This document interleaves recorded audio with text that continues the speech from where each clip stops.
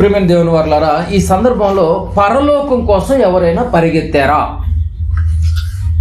ఒకవేళ పరిగెత్తిన వాళ్ళు మన ముందుంటే మనం కూడా పరిగెడదాం. ఒకవేళ ఇప్పుడు పరిగెత్తని వాళ్ళని కొంతమందిని చూసాం. ఇప్పుడు పరిగెత్తిన వాళ్ళు ఎవరైనా ఉన్నారేమో చూద్దాం ఒకసారి. ఏమంటే పరిగెత్తడం చాలా కష్టమండి. మీరు అంత ఈజీ కాదని అనుకుంటే మనలాంటి శరీరాన్ని ధరించుకున్నటువంటి వాళ్ళు ఇవి ఎంతమంది ఉన్నారు పరిగెత్తిన వాళ్ళు. చూద్దామా? హెబ్రీయులకు రాసినటువంటి పత్రిక చాలా జాగ్రత్తగా గమనించాలి. ఇక మనం హెబ్రీయులకు రాసినటువంటి పత్రిక 12వ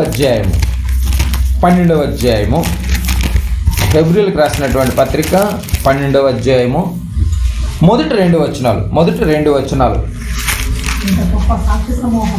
ఎంత గొప్ప సాక్షి సమూహం! ఏమిటి ఒక సమూహమే ఉందంటే బాబు పరిగెత్తిన వాళ్ళు. అర్థమైంది మీ పాయింట్? పరిగెత్తిన వాళ్ళు ఒక సమూహమే ఉందంట. మరి మనం ఎందుకు పరిగెత్తలేము? మేఘము వలె మనలను ఆవరించి ఉన్నందున. మేఘం అలా ఏమంటే అప్పుడప్పుడు మేఘం కనిపిస్తూ ఉంటుంది చూడండి. మనం మేఘం వలె ఆవరించి ఉన్నారంట మనకు కనబడేటట్టుగా వాళ్ళు. మనము కూడా ప్రతి భారమును సులువుగా చిక్కులు పెట్టు పాపమును విడిచిపెట్టి విశ్వాసమును కర్తయు దాన్ని కొనసాగించేవాడునైనా యేసు వైపు చూడము. యేసు వైపు చూడాలి. యేసు వైపు చూచుచు. ఎవరి వైపు చూచుచు? యేసు అంటే వాక్యం. యేసు ప్రభు ఇప్పుడు లైవ్లో మనకి ఎక్కడ కనిపించడం. ఇప్పుడు మొన్న ఈ ఏఐకి యేసుప్రభు ఎలా ఉంటాడు అని చెప్పేసి ఒక ఫోటోను వదలమంటే ఏదో ఒక ఫోటో వదిలేసి నేనే యేసుప్రభు అని చెప్తుంది. యేసుప్రభుని ఏమైనా చూసిందా? నిన్న మొన్న వచ్చిన యేసుప్రభుని ఏమైనా చూసిందా అండి? మీకు అర్థమవుతుంది పాయింట్? లేదే. కానీ మనము వాక్యములో చూడాలి. అగో యేసు వైపు చూచుచు అంటే యేసే మార్గం. ఆ నడిచినటువంటి మార్గంలో యేసు వైపు చూచుచు మన ఎదుట ఉంచబడిన పందెములో. మన ఎదుట ఏముంది? పందెంలో ఉన్నామంటే బాబు, పందెంలో మన మెయిన్ రోల్ ఉంది. మనకి పందెంలో మన పేర్లు ఉన్నాయి. బాప్తిసం తీసుకున్న వాళ్ళు అందరూ పేర్లు ఉన్నాయి పందెంలో. గ్రౌండ్లో దిగున్నాం, ఆల్రెడీ గ్రౌండ్లో దిగున్నాం అన్న సంగతి తెలియట్లా, బరిలో దిగున్నాం అన్న సంగతి కూడా తెలియట్లా. పందెములో ఓపికతో పరిగెత్తను చూడండి. ఓపికతో పరిగెత్తుదుము అని చూడండి. ఓపికతో అంటే మన ఎదుట ఉంచబడిన పందెంలో ఓపికతో పరిగెత్తుతున్నామా? మన ముందు ఉన్నవాడు పరిగెత్తారంట. పరిగెత్తడమే కాదు, బహుమానాన్ని పొందారంట. మరి మన పరుగు దేని కొరకు? మన ముందు పరిగెత్తిన వాళ్ళు ఎవరైనా ఉన్నారంటే ఇప్పుడు హెబ్రీ పత్రిక 12వ అధ్యాయం మొత్తం ఈ 11వ అధ్యాయం మొత్తం లిస్ట్ ఉంటుందండి. ఇప్పుడు మీరు బాగా గమనించగలిగితే 11వ అధ్యాయానికి రండి ఒకసారి. ఎవరెవరు పరిగెత్తారో ఒకసారి చూద్దాం. ఎందుకో మనం పరిగెత్తడంలో ఫెయిల్ అయిపోతున్నామండి. ఎవరెవరు పరిగెత్తారు, ఎవరెవరు విజయాన్ని సాధించారు పరిగెత్తి ఒకసారి చూద్దాం. 11వ అధ్యాయము 4లో చూద్దాం. చూడండి 4వ వచనంలో ఒకళ్ళు కనిపిస్తారు మనకి. 4లో విశ్వాసమును బట్టి హేబేలు కయ్యోను కంటే శ్రేష్టమైన బలి దేవునికి అర్పించెను. 4వ వచనంలో ఎవరు కనిపిస్తున్నారు మనకి? హేబేలు కనపడుతున్నాడు. హేబేలు విజయాన్ని సాధించాడు పరిగెత్తడంలో. ఎలా విజయాన్ని సాధించాడంటే ఏమండి, ఇద్దరికీ పంట ఉంది. పంటలో శ్రేష్టమైనవి ఇవ్వాలి అనేమో హేబేలు ఆలోచన చేస్తున్నాడు. కానీ కయ్యోను ఏం ఆలోచన చేస్తున్నాడు? శ్రేష్టమైనవి కొవ్వినటువంటి వాటిని తను వాడుకుంటూ బలహీనమైనవి, ఏమంటే కన్ను లేనివి, ముక్కు లేనివి, బలహీనమైనవి, చెవి తెగిపోయినవి, ఇలాంటివన్నిటిని బలికి అర్పిస్తున్నాడంట. కానీ దేవుడికి మాత్రం నేను శ్రేష్టమైనవి, తొలుచూలువి, చక్కగా ఏ లోపం లేనివి ఇవ్వాలని అనటంలో నిజంగా ఆ రోజులోనే బైబిల్ కంప్లీట్ అవ్వనటువంటి ఆ రోజులోనే అసలు బైబిలే లేని రోజు. మోషే గారు వచ్చేంత వరకు బైబిలే లేదు, కాండాలే లేవు. అలాంటి పరిస్థితుల్లో కూడా హేబేలు విశ్వాసాన్ని బట్టి చూడనటువంటి దేవుని గురించి చూసినట్టుగానే, ఆయన అడుగుతున్నట్టుగానే, నమ్మినట్టుగానే శ్రేష్టమైనటువంటి బలిని, తొలుచూల్ని ఇచ్చి చక్కగా విజయాన్ని సాధించాడు పరుగు పందెంలో. అలాంటి విజయాన్ని సాధించేటటువంటి వారిని వేసేసాడు ఆ రోజు కయ్యోను. మర్డర్. అయినా కూడా బహుమానం వచ్చిందా లేదా? 2లో ఉండి మొదటి లోకానికి వెళ్ళటం కోసం ఎంత రిస్క్ తీసుకున్నాడు చూడండి. విజయాన్ని సాధించినటువంటి లిస్టులో మొట్టమొదట హేబేలు ఉన్నాడు 4లో. 5లో చూడండి, 5లో ఎవరున్నారు చూడండి. విశ్వాసమును బట్టి హానోకు మరణము చూడకుండానట్లు కొనుక్కోబడెను. 5లో హానోకు కనపడుతున్నాడు, విజయాన్ని సాధించిన హానోకు కనపడుతున్నాడు, విజయాన్ని సాధించాడు. ఇవన్నీ మనకెందుకు చెప్తున్నాడంటే, నువ్వు కూడా పందెపు రంగంలో ఉన్నావు. హేబేలులాగా పందెంలో ఉన్నావు, హానోకులాగా పందెంలో ఉన్నావు. విజయాన్ని వాళ్ళు సాధించారు, నువ్వు కూడా విజయాన్ని సాధించాలి. హానోకు 5లో విజయాన్ని సాధించాడు. 5లో ఉన్న హానోకు. 7లో ఎవరున్నారు చూడండి. విశ్వాసమును బట్టి నోవహు, అది వరకు చూడండి, అది వరకు ఎప్పుడు వాడ ఏమండి మొత్తం జలప్రళయం వచ్చి ప్రపంచమే మునిగిపోయినటువంటి దాఖలు నోవహు గారి కాలంలో ఎప్పుడు లేదండి. అప్పటి కాలానికి కట్టు అంటే వాడు కట్టుకున్నాడు, మునిగిపోద్దంటే నమ్మేశాడు. 7లో ఎవరు కనపడుతున్నారు? నోవహు గారు కనపడుతున్నాడు, విజయాన్ని సాధించాడు. ఎన్నో అవమానాలు, పెట్టుబడి మొత్తం వాడుక పెట్టాడండి. నోవహు గారి గురించి మీకు చెప్పాను. నిజంగా వాళ్ళు వచ్చే కోడళ్ళు కూడా నిజంగా అంటే అసలు ఎంత గొప్పగా బతికారంటే, నిజంగా ఉదయం లెగవటమే చెక్కపాయం చేసుకోవటం, అడవికి పోవటం, అరణ్యానికి మొద్దులు మోసుకొచ్చుకోవటం. నిజంగా ఎలాంటి ఇంటికి కోడలుగా వెళ్ళారు చూడండి. వాళ్ళు సుఖపడదామని వెళ్ళారు అనుకుంటారు కదండి జనరల్గా. ఒక కూతుర్ని ఒక మంచి ఇంట్లో ఇవ్వాలని చెప్పి అనుకుంటారు ఇప్పుడున్నటువంటి పరిస్థితుల్లో. కానీ ఆ రోజుల్లో ఎలాంటి ఇంట్లో ఇచ్చాడు పాపం వాళ్ళ నాన్నగారు? వాడు కట్టేటటువంటి ఒక నీతిమంతుడైనటువంటి ఇంట్లోనికి ఇచ్చారు. చూడండి ఎంతో కష్టపడ్డారు. 9లో ఎంత చక్కగా ఉంది చూడండి. 7లో నోవహు గారు కనపడుతున్నాడు, చివరికి విజయాన్ని సాధించాడు. ఆ విజయం ఏంటంటే అందరూ జల సమాధి అయిపోయారు. ఆ ఫ్యామిలీ 7 మాత్రం అరారాతు కొండ మీదకి వెళ్ళిపోయింది చూడండి. వాడు బహుమానం ఇదండి. రిస్క్ తీసుకోవాలండి. హానోకు రిస్క్ తీసుకున్నాడు, పరుగు పందెంలో విజయాన్ని సాధించాడు. హేబేలు రిస్క్ తీసుకున్నాడు, విజయాన్ని సాధించాడు. నోవహు రిస్క్ తీసుకున్నాడు, కుటుంబం విజయాన్ని సాధించింది. నువ్వు దేవుని కోసం వేసే అడుగుల్లో విజయాన్ని సాధించేదిగా ఉందా అడుగుతుంది బైబిల్. ఇంకా చూడండి ఎంతమంది ఉన్నారు చూడండి. 8-10 వచనాలు రాసుకోండి.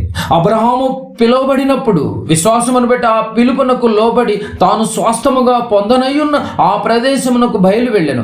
మరియు ఎక్కడికి వెళ్ళవలసి అది అతనికి ఎరుగక బయలు వెళ్ళాను. ఎక్కడికి వెళ్ళాలో తెలియదు కానీ బయలుదేరి వెళ్ళిపోయాడు. భార్య కూడా బట్టలు సర్దనగానే బట్టలు సర్దేసింది. దీన్ని బేస్ చేసుకునే భారతీయుడు సినిమా తీశారు. ఆ సంగతి మీకు తెలియదు. నిజమండి బాబు, బైబిల్లోనే కాపీ కొడతారు. ఈ డైరెక్టర్ పొద్దుగుకులు బైబిల్లో చదివేది. అనగానే దండి మీద బట్టలు చదువును అప్పుడప్పుడు తీసి స్టార్టర్ ఎక్కేసింది. అబ్రహాం గారు వెంట వెళ్ళిపోయిందంటే ఎక్కడికంటే ఎక్కడికి వెళ్తున్నారో కూడా తెలియదు. 8-10 వచనంలో ఎవరు కనపడుతున్నారు? అబ్రహాం కనపడుతున్నాడు. 9వ వచనం విశ్వాసం బట్టి అతనితోనూ వాగ్దానమునకు సమాన వారసులైన ఇస్సాకు యాకోబు అనువారును ఆ గుడారములో నివసించు అన్యుల దేశంలో ఉన్నట్టుగా వాగ్దాత దేశంలో పరవాసులయ్యారు. నిజంగా చూశారండి, ఒక దేశాన్నే ఇచ్చినా కూడా నిజంగా ఒక చిన్న ఇల్లు కూడా కట్టుకోలేకపోయాడండి. డబ్బులు లేవా? తాకట్టు పెట్టుకోవడానికి నగలు లేదా? ఏమండి, అబ్రహాం గారికి ఉన్నంత ఆస్తి దేవునిలోనికి రాకముందే ఆయన మహాకోటీశ్వరుడు. విజయాన్ని సాధించారు. ఇక్కడ మీకు పాయింట్ అర్థం కాదు. పరుగు పందెంలో ఏం సాధించారు? విజయాన్ని సాధించిన లిస్టు చెప్తున్నాడండి. మనకెందుకు చెప్తున్నాడంటే, నువ్వు కూడా పందెములో ఉన్నావు, జాగ్రత్త. పందెములో ఓడిపోయినాడు తీసుకోకూడదు నువ్వు ఎప్పుడైనా. అర్థం. మనలో ఉన్నటువంటి పరిస్థితులు ఏంటంటే ఏం చెప్పి ఓడిపోయిన వాళ్ళు తీసుకో. మరి పక్కింటి మరి భాస్కర్ అంకుల్ కొడుకు కూడా తప్పాడుగా, నన్ను తిడుతున్నారు అంటాడు. మరి గెలిచిన వాడిని తీసుకెళ్ళేందుకు? మరి ఎదురింటి ప్రమేల కూతురు గెలిచింది కదా. ఎగ్జాంపుల్ కూడా మీకు గమనించగలిగితే మనిషి తత్వమే ఓడిపోయిన వాళ్ళని తీసుకుంటాడు. కానీ విశ్వాసులు ఎవరి వైపు చూశారు? యేసు వైపు చూశారు. గెలిచాడు కదా. ఈ లోకము నన్ను ద్వేషిస్తుంది, పెద్ద విషయమే కాదు. ఇదిగో ఈ లోకాన్ని నేను జయించాను. మీరు కూడా నన్ను చూస్తే, నా వైపు చూస్తే మీరు జయిస్తారు. ఈ పరుగు పందెంలో ఎంతమంది అండి? అబ్రహాం, ఇస్సాకు, యాకోబులు విజయాన్ని సాధించారు. 22వ వచనం చూడండి. 22వ వచనం ఇంకొక అతను కనిపిస్తాడు చూడండి. యోసేపు తనకు అవసాన కాలమును సమీపించినప్పుడు విశ్వాసమును బట్టి ఇశ్రాయేలు కుమారుల నిర్గమమును గురించి ప్రశంసించి తన శల్యమును గురించి వారికి ఆజ్ఞాపించాను. 22 ఎవరు కనిపిస్తున్నారు? యేసేపు చరిత్ర మామూలుగా లేదు. అవకాశం వచ్చినా కూడా షర్ట్ వదిలేసి పారిపోయినటువంటి వ్యక్తి ఎవరు ఉన్నారంటే యేసేపు. తెలియనోడు పాపం పిచ్చోడు అమాయకుడు అనుకుంటారు. తర్వాత రాజు తర్వాత రథం రాజు వెనక రథంలో ఎవరు కూర్చున్నారు? యేసేపు కూర్చున్నాడు. యేసేపు ఏది చెప్తే అదే అన్నాడు. పేరుకే నేను చక్రం అంతా నీది అన్నాడు. విజయాన్ని సాధించాడు. మనమేం సాధిస్తున్నాం? వీళ్ళందరూ విజయాన్ని సాధించినటువంటి వాళ్ళండి. విజయాన్ని సాధించినటువంటి వాళ్ళు. 23 నుంచి 26 వచనాలు కూడా చూడండి. ఇక్కడ ఎవరు కనిపిస్తారు? మోషే పుట్టినప్పుడు అతని తల్లిదండ్రులు ఆ శిశువును సుందరుడై ఉండట చూసి విశ్వాసమును బట్టి రాజాజ్ఞకు భయపడక 3 మాసములు అతన్ని దాచిపెట్టేది. పిల్లలను దాచిపెట్టారు మోషే తల్లిదండ్రులు. మోషే పెద్దవాడైనప్పుడు విశ్వాసం బట్టి ఐగుప్తు ధనము కంటే క్రీస్తు విషయమైనటువంటి నింద గొప్ప భాగ్యమని ఎంచి అల్పకాలము పాపభోగము అనుభవించట కంటే మహా అయితే 80 సంవత్సరాలు అనుభవిస్తాం, అంతకంటే ఉంది. దేవుని ప్రజలతో శ్రమ అనుభవించటం మేలు అంటున్నాడు చూడండి. ఫరో యొక్క కుమార్తె యొక్క కుమారుడని అనిపించుకొనుటకు ఒప్పుకోనలేదు. ఈ ఆఫర్ మనకు వస్తే అసలు ఎక్కువ మాట్లాడితే నువ్వేనమ్మా మా అమ్మ అంటాం. అంతే కదండి. 23లో 26లో ఎవరు కనపడుతున్నారు? మోషే. వీళ్ళందరూ విజయాన్ని సాధించారు. సాత్వికుడు, దీన మనసు కలిగినటువంటి వాడు మోషేగా. మనకుందా ఈ సాత్వికత్వం? మనం కూడా ఈ సాధించటానికి దేన్ని గోలుగా పెట్టుకున్నారు వీళ్ళు? పరలోకం. నీ పరుగు ఎక్కడికి? వీళ్ళందరూ పరుగు ఎక్కడికి? ఇప్పుడు మేము పరలోకం వెళ్ళిపోవాలి. 31 చూడండి. విశ్వాసమును బట్టి రాహాబును వేసే వేగులు వారిని సమాధానముగా చేర్చుకునినందున. 31లో రాహాబు అనే వేసి కనపడుతున్న చోట విజయాన్ని సాధించింది. జనప కట్టెలతో మొచ్చు మీద దాసింది వేగులు వారిని. అలాంటి సీనే మనకు వస్తే అసలు మన ఇంటి డోర్ తీస్తామండి? అవకాశం ఇస్తామండి? మీరు చెప్పండి. బాగా ఆలోచించండి. ఎంత చంపేసే పరిస్థితి అండి.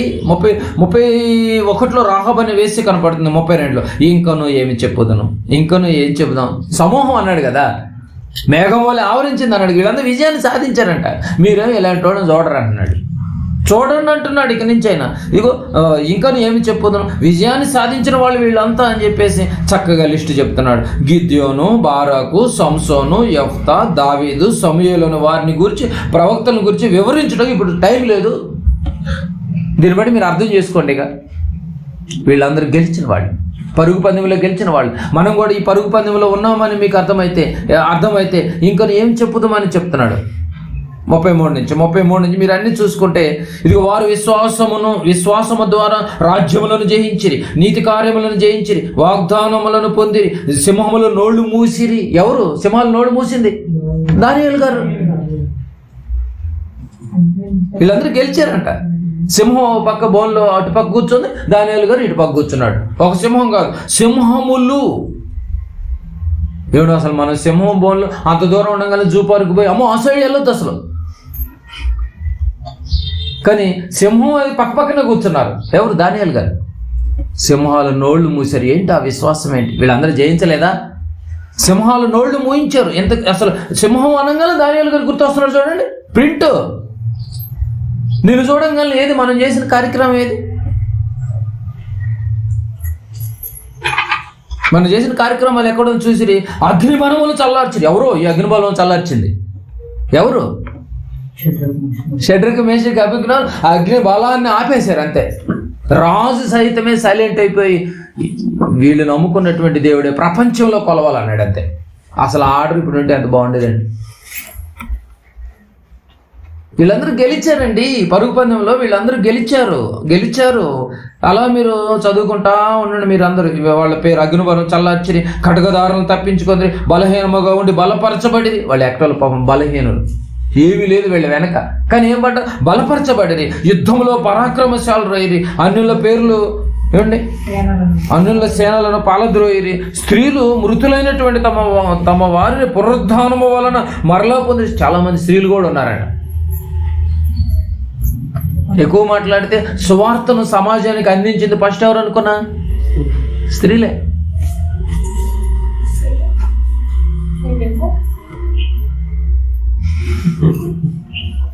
కనుక వీళ్ళందరూ చాలా యాతన పట్టబడ్డారు, తిరస్కరింపబడ్డారు. అంటే పరలోకం అనేది ఎన్నో కష్టాలు పడితే కానీ వచ్చేది కాదు. కష్టాలు పడాలి. ఏమంటే పరలోకం అంత ఈజీనండి మీరు చెప్పండి. ఇప్పుడు కష్టాలు పడితే కానీ రాదు, అడిగితే వచ్చేది కాదు, కష్టపడితే వచ్చేది. ఆ కష్టం అంతా లిస్ట్ అంతా రాసుకుంటున్నాడు 36. మరి కొందరు తిరస్కారములను, కొరడా దెబ్బలను, ఇవి బంధకములను, ఖైదీలను అనిపించి ఎవరు కొరడా దెబ్బలు వీళ్ళందరూ అనుభవించింది? పౌలు గారు, పేతురు గారు, అపోస్తులు, వీళ్ళందరూ కొట్టబడిరి, రంపములతో కోయబడిరి, శోధింపబడి, ఖడ్గంతో చంపబడి, గొర్రె చర్మలను, మేక చర్మలను వేసుకుని దరిద్రులు ఉండి శ్రమపడి హింస పొందుతూ అడవులలోను, కొండలలోను, గుహలలోను, సొరంగములలోను తిరుగులాడుతూ సంచరించిరి. అట్టి వారికి ఈ లోకమే యోగ్యమనేది కాదు. ఆ లోకానికి వెళ్ళేటటువంటి వాళ్ళకి ఇంత రిస్క్ ఉంది. ఇలా జయించారు. మరి మనం ఆ లోకానికి వెళ్ళాలంటే ఏ శ్రమ పడకుండా మనకి రాదు. ఎందుకంటే ₹1 పే చేయ అవసరం లేదు మనం అక్కడికి వెళ్ళాలంటే. నీ హృదయాన్ని, నీ యొక్క శ్రమను సజీవ యాగముగా ఉన్నప్పుడే సమర్పించాలి.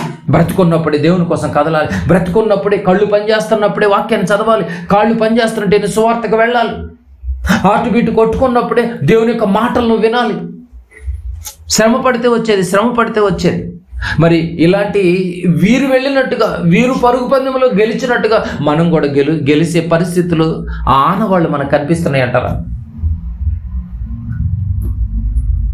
ఫిలిప్పీయులకు రాసిన పత్రిక 3:14 అదంతా చెబుతూ 12లో చెప్పాడు, ఇంత గొప్ప సాక్షిషము మేఘం వలె ఆవరించింది కనుక వాళ్ళని చూడండి, వాళ్ళని చూసి అనవసరంగా పడిపోకండి అంటున్నాడు. ఫిలిప్పీ 3:14 చూడండి. ఫిలిప్పీలకు రాసినటువంటి పత్రిక 3వ అధ్యాయము. ఫిలిప్పీలకు రాసినటువంటి పత్రిక 3వ అధ్యాయము 14వ వచనం. ఈ పరుగు ఎక్కడికి? 3:14 చదువుకుందాం. ఏమండి 3వ అధ్యాయం 14వ వచనం చూడండి. ఈ పరుగు దేని కొరకు అడుగుతున్నాడు? 14వ వచనం. క్రీస్తు యేసునందు దేవుని ఉన్నతమైన పిలుపునకు పిలిచాడే, నీకు యేసు అని పెట్టాడు. అప్పటి వరకు నువ్వు ఎట్లా లోకానుసారంగా బ్రతికితే క్రైస్తవుడు అనేటటువంటి బిరుదు వచ్చింది, నీకు బాప్తిసం తీసుకున్నారు. క్రీస్తు యేసునందు ఉన్నతమైన పిలుపునకు కలుగు బహుమానమును పొందవాలనని గురు యొద్దకే పరిగెత్తుచున్నాను. పౌలు గారు వాడు పరిగెత్తున్నాడు, పందెంలో ఉన్నాడు, పరిగెత్తున్నాడు.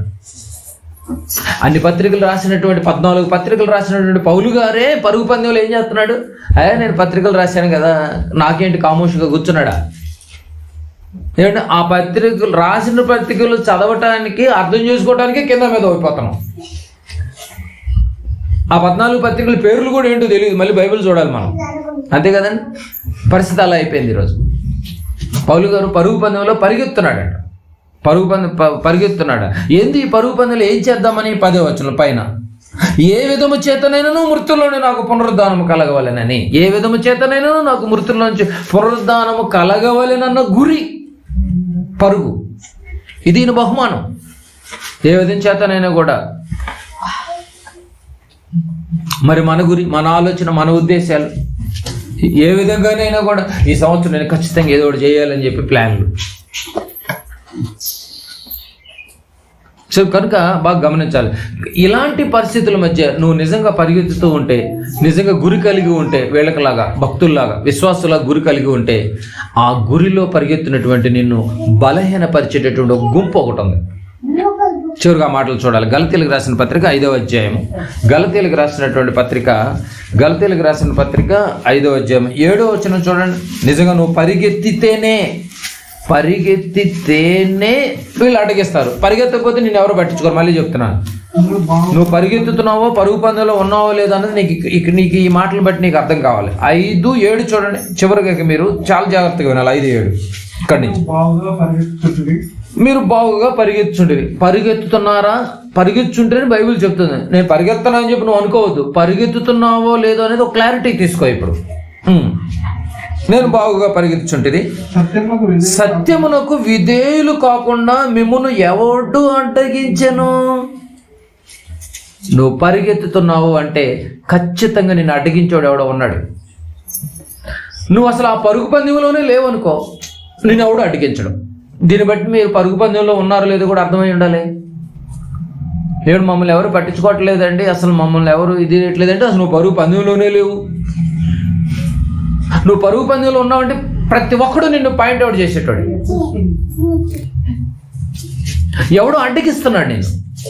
నువ్వు నిజంగా దేవుని కోసం బ్రతకాలని, దేవుని కోసం పాటుపడి నువ్వు నీ కుటుంబం సంఘంలో ఉండి జాగ్రత్తగా ఎదుగుతూ పరలోకం కోసం వెళ్ళాలన్నటువంటి ఆలోచనతో ఒకవేళ నువ్వు పరిగెత్తుతుంటే మంచిదే.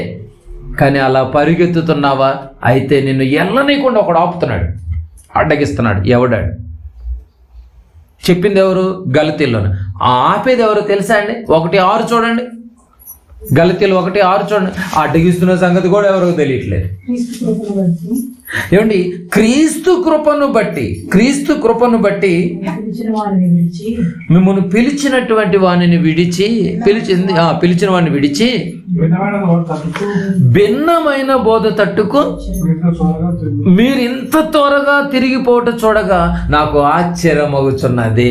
బహుమానాలు లేవేమి లేవు అది సింపుల్గా డైవర్ట్ అయిపోతున్నారంట.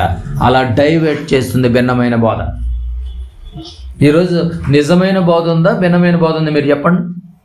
పరుగు పందెంలో నువ్వు పరిగెత్తాలన్న సంగతమైన బోధ లేదు. భిన్నమైన బోధ తట్టు డైవర్ట్ చేశారు. పరుగు పందెంలో ఎవరు లేకుండా చేసేసింది దెయ్యం.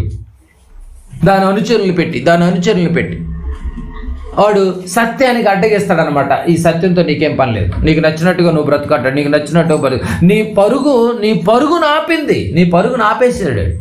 భిన్నమైన బోధ నీ ముందు తీసుకొచ్చి నీ పరుగును ఆపేసేసాడు. చాలామంది భిన్నమైన బోధ తట్టు తిరిగేసి నిజంగా ఆ పరుగు పందానికి దూరం అయిపోతున్నారు. నీ పరుగును ఆపేసిందండి దెయ్యం. నిన్ను పరలోకానికి వెళ్ళనీయకుండా చేస్తున్నాడు.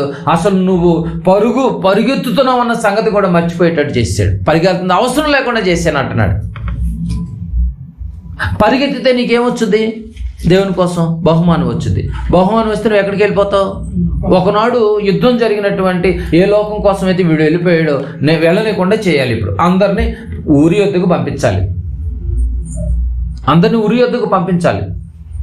నీ పరుగు దేని కొరకు? ఉరి యొద్దక గురి యొద్దక? గురి యొద్ద. కానీ ఎక్కడికి వెళ్తున్నారంతా? ఊరి దగ్గరికి వెళ్ళిపోతారు.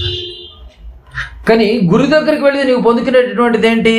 కొరింథీయులకు రాసినటువంటి పత్రిక, మొదటి పత్రిక 9వ అధ్యాయం. ఎవరు అడ్డగిస్తున్నారంట? ఆ అడ్డగించే వాళ్ళని పసిగట్టండి మీరు. కొరింథీయులకు రాసినటువంటి మొదటి పత్రిక 9వ అధ్యాయం. సువార్త తట్టుకు మీరు ఇంత త్వరగా తిరిగిపోవటం చూడగా నాకు ఆశ్చర్యం అవుతున్నది. భిన్నమైన స్వార్థ తట్టుకు. కొరింథీయులకు రాసిన మొదటి పత్రిక 9వ అధ్యాయం. కొరింథీయులకు రాసిన మొదటి పత్రిక 9వ అధ్యాయము 24వ వచనం. 9:24 చూడండి.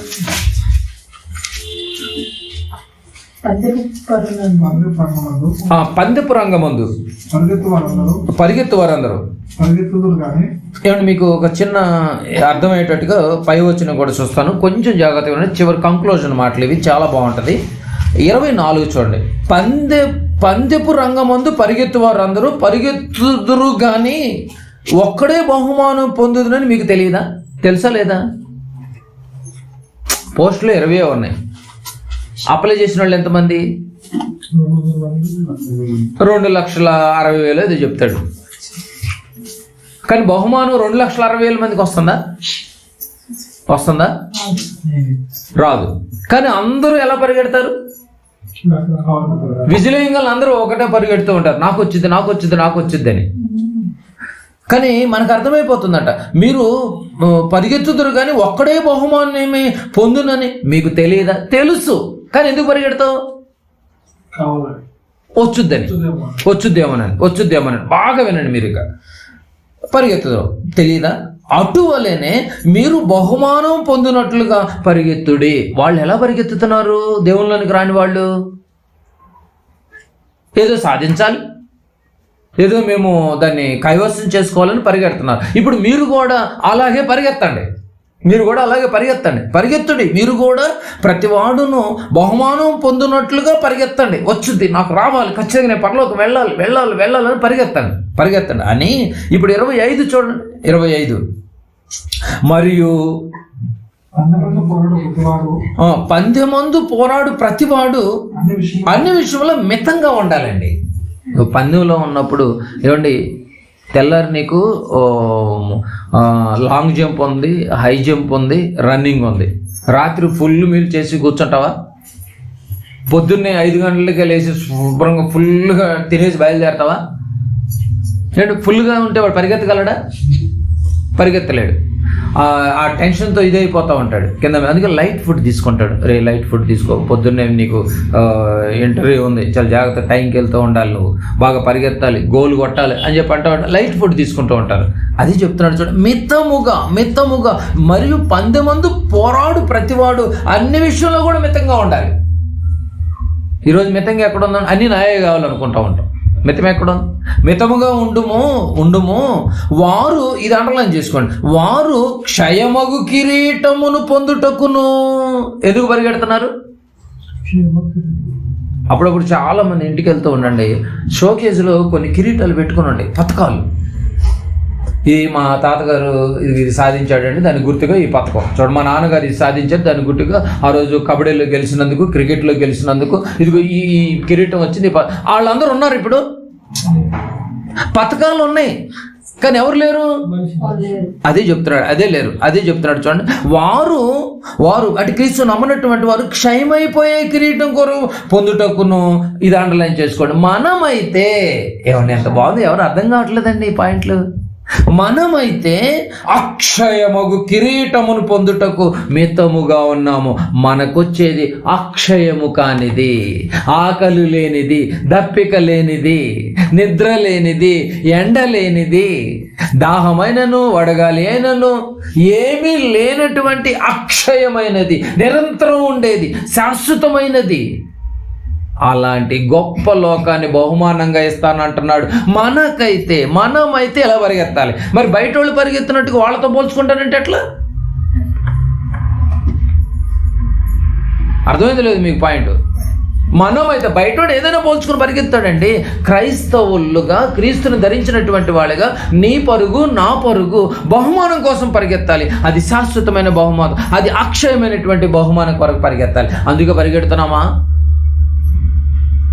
నీ పరుగు దేని కొరకు? అదే అడుగుతుంది. నీ పరుగు మీరు బహుమానం పొందినట్టుగా పరిగెత్తుడి. ఆ పదం మీరు బాగా చూడాలి. ఎప్పటి వరకు పరిగెత్తాలి నాయన? 24లో చివరి లైను, అటువలే మీరు బహుమానము పొందునట్టుగా. అంటే ఆ బహుమానము పొందునట్టుగా అంటే అది పొందేంత వరకు మీ పరుగు అదండి, ఆపకూడదు. 6 నెలలు చేసి ఇక నా వాళ్ళకి కాదులేండి, అయిపోయింది తీసి. అంటే నువ్వు చనిపోయేంత వరకు నువ్వేం ఆపకూడదు? పరుగు ఆపకూడదు. 6 నెలలు ఆడవుతాడంట అంతే. కొత్తలో ఉన్న బొల్లపాటు రాను ఉండదు ఇక, అంతే కదండి. కొత్తలో బాప్తిసం తీసుకున్నప్పుడు తెల్లవారు గట్ల చక్కగా స్నానం చేసి, చక్కగా ప్రార్థన చేసుకుని, చక్కగా బైబిల్ చదువుకుంటూ ఉంటారు.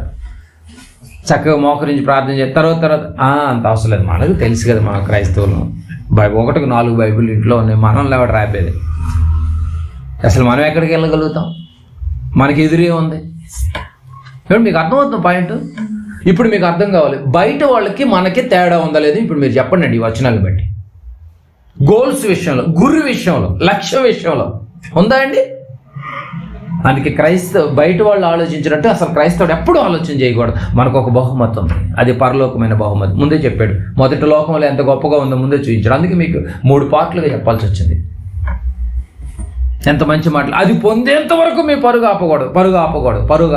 ఎప్పటి వరకు అంటే పౌలు గారు అన్ని పత్రికలు రాసినా, అన్ని రంపాలతో కోయబడినా, కొరడాలతో కొట్టబడినా, ముమ్మారు దెబ్బలతో కొట్టబడినా కూడా అంత రిస్క్ తీసుకోవటానికి కారణం, నేను ఏ విధము చేతనైనాను మృతుల్లోనే నేను పునరుద్ధానం కలగాలన్నాడు.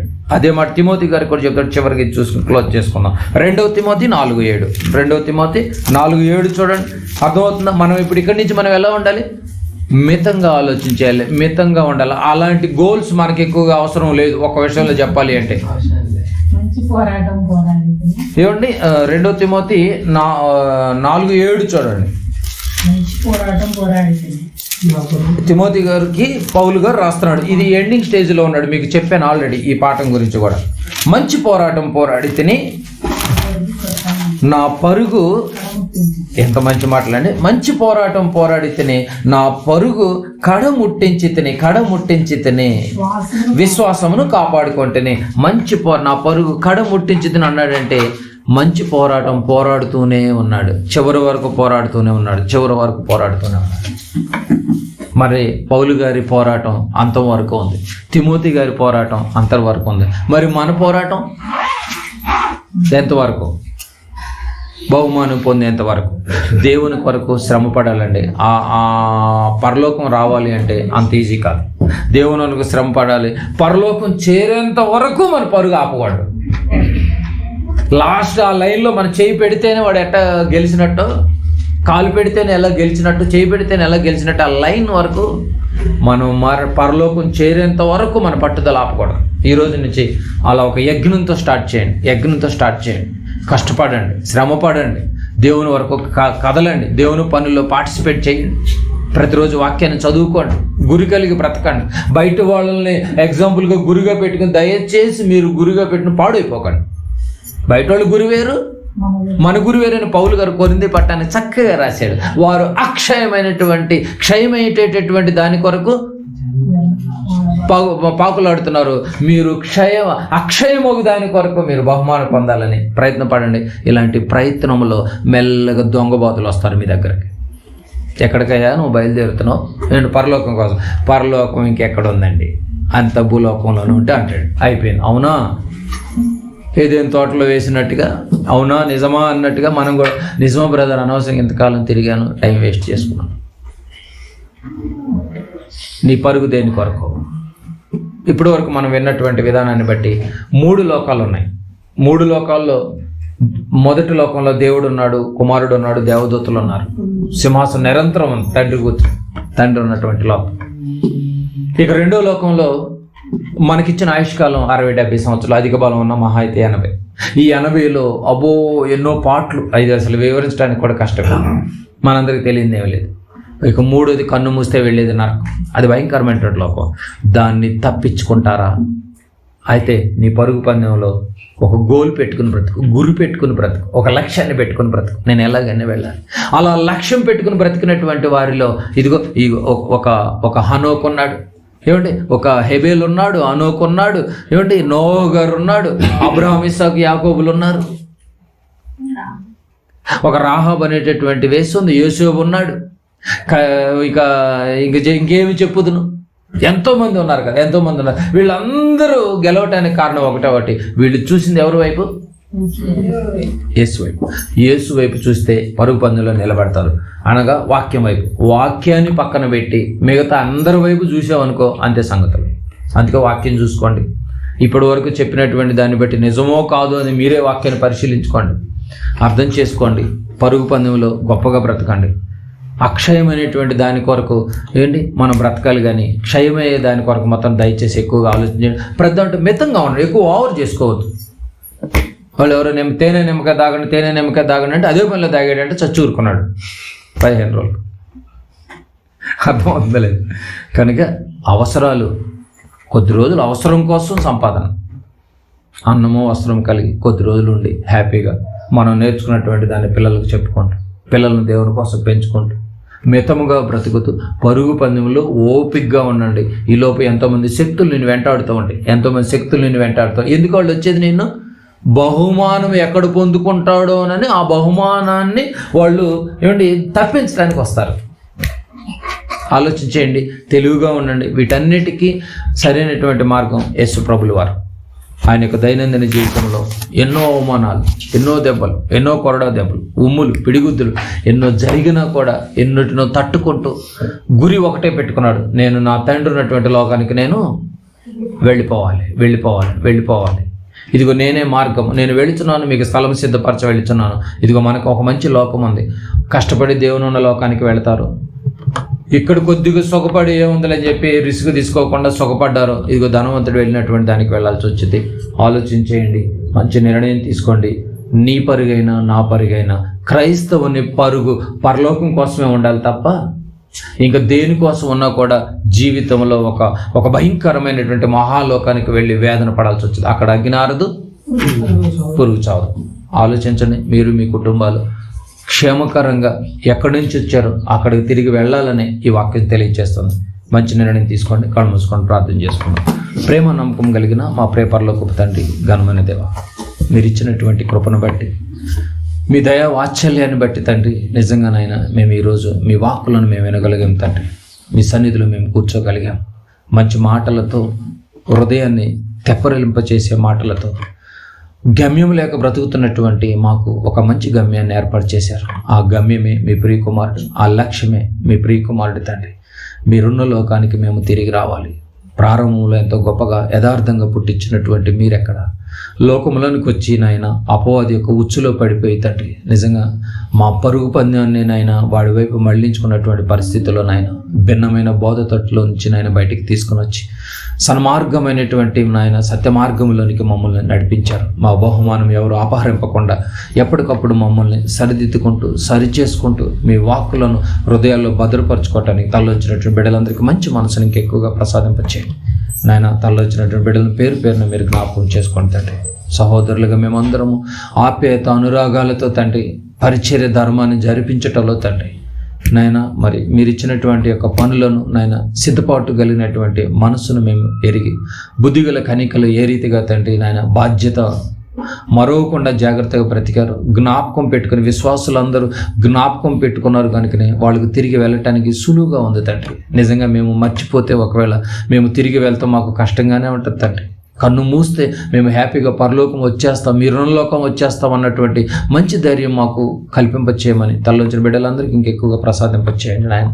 పేరు పేరున నాయన కుటుంబాలను నాయన మీరు జ్ఞాపకం చేసుకోండి. మా మధ్యకు నాయన మరి కుటుంబం మొత్తం రావాలని ఎంతగానో ఆశపడ్డటువంటి రీతిని నాయన మరి ముఖ్యంగా నాయన మరి శ్రీకాంత్ కుటుంబాన్ని ప్రత్యేకంగా నిజంగా నడిపించారు.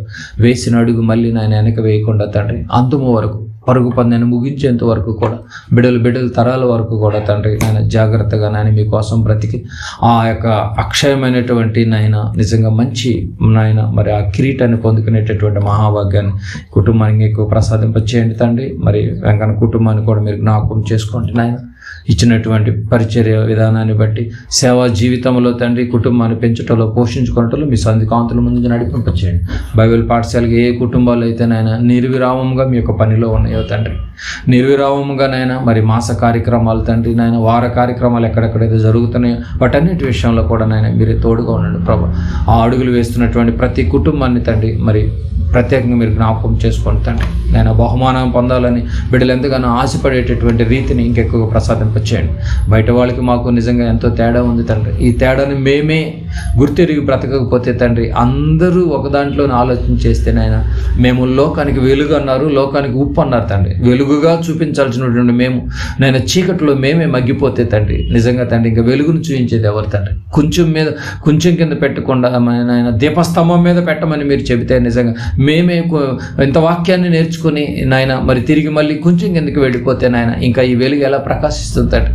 జీవవాక్యాన్ని చేత పట్టుకుని జ్యోతుల వల్ల వెలగాలని మీరు చెప్పారు. ఎవరు అనేకులను తిప్పుదురో ఆ వారి నాయన నిరంతరం ప్రకాశిస్తారని మీరు చెప్పారు. అలా నిరంతరం మేము ప్రకాశించాలంటే తండ్రి నిరంతరం మీరున్నటువంటి నాయన మరి లోకంలోనికి మేము ఎల్లప్పుడూ రావాలని గుర్తెరిగి బ్రతికే మహాకృపను బిడ్డలందరికీ ఇంకెక్కువగా ప్రసాదింప